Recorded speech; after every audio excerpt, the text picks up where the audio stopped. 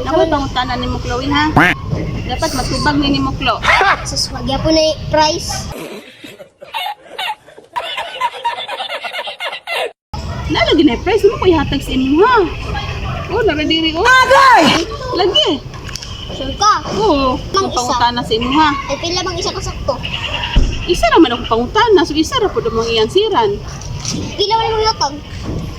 Ay, kanarang sakto-sakto ni mo nga makakaon ka. Ah, sige, sige, sige, sige.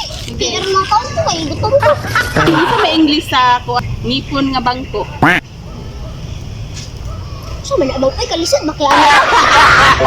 Ayun, nakaana. English ba sa ngipon nga bangko? Bangko. Oh, ngipon ba nga bangko?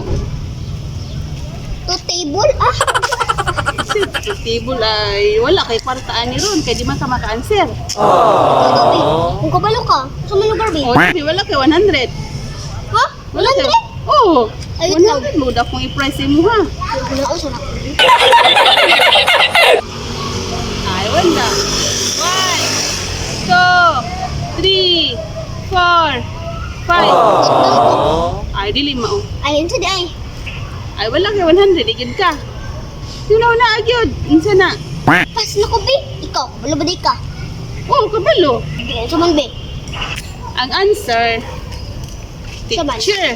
Uy, ako naman kang teacher. Oh. Kay ang ngipon, di ba tet? Tit.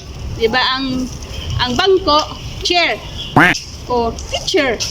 Wait lang, be. Pasok to, juday ka. Bisa na grade 4 ko, wag yan yung kabalo. Ay, wala kay 100. 50 na lang, be. Mula man ka nagkatubag, so wala imuha. Ate,